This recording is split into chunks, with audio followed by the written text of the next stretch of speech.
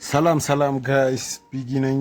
ዛሬ ይዤላችሁ የመጣሁት ፕሮጀክት ጊዶቼን ይባላል።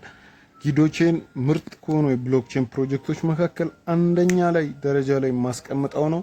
ሁላችሁም ጊዶቼን ጆይን እያደረጋችሁ ማይኒንጉን እንድትጀምሩ አበረታታችኋለሁ። እንዴት ነው ጊዶቼን ማይን የምናደርገው ሲባል ላየር 1 ፕሮጀክት ነው። ጀስት ላይክ ቢትኮይን ማይን በተደረገበት ስትራቴጂ ነው ማይን እየተደረገ ያለው።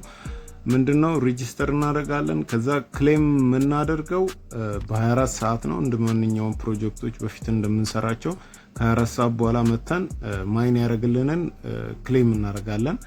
ከዛ በተጨማሪ እያንዳንዱ ሰው 3 ሃሽ ኮድ ይኖረዋል ማለት ነው። እዚህ ፕሮጀክት ላይ 3 ዩኒክ ሃሽ ኮድ ይኖረናል። ያንን ዩኒክ ሃሽ ኮዳችንን ከኮሚኒቲ ጋር ሼር እያደረግን ምንድነው የምናደርገው?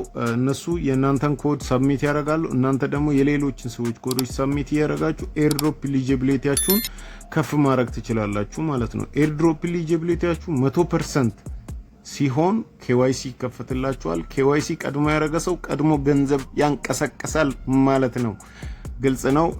በሌላ ቪዲዮ ስለ ጊዶቼን በደንብ አድርጌ አብራራችኋለሁ። በጣም ኤርሊ ፕሮጀክት ነው።